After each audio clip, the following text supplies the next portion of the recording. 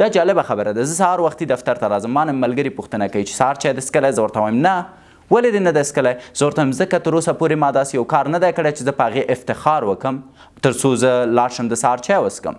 کله چې زه دفتر ته ځم تر څو پورې چې ما داسې یو کار نه وي کړی چې زه فکر وکړم د هغې له امله زما آینده بدلون کوی شي، د هغې له امله خلک خوشحالېدی شي او خلک بدلېدی شي، زه د سهار چای نه څښم.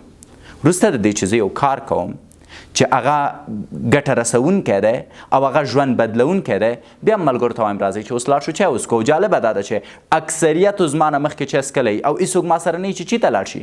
ټول وایي موږ سهار وختي چای وڅښه. که ته سهار وختي راپورته کېږې پرته د دې چې داسې یو کار وکړې چې ستا ژوند بدل کړي او ته د سهار چای څښې، نو ته به څنګه ژوند بدل کړي؟ کله چې ته وږی یې ته حمله کوی شي، کله چې ته وږی یې ته ښه ښکار کوی شي.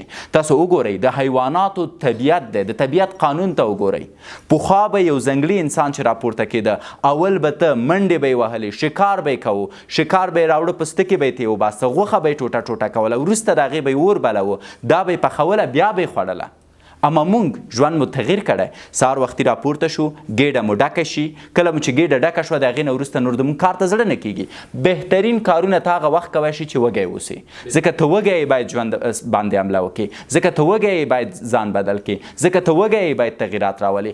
اکثرا هغه ځوانان چې په خپلو کورونو کې ناست دي، خودارضایي کوي، هغه ځوانان دي چې مور و پلار پیسې ورکوي، هغه ځوانان دي چې نازدانه دي، هغه ځوانان دي چې کار ته ضرورت نه لري. ته وګوره عادي خلکو ته، د غریب اولاد ته وګوره، سهار وختي 5 بجې ځي استادي کوي یا سهار وختي 5 بجې ځي شاګردي کوي. مثلا د یو مستري سره یو ماشوم دی چې غریب دی، 8 کلن دی، دا سهار وختي مجبوره د 6 بجې راپورته شي.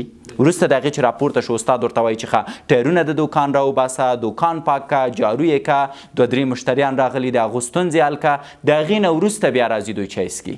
ولې؟ چون دا اصلي ښکار کوونکی دی، دا لومړی خپل حلال رزق ګټي، وروسته د هغې خوري.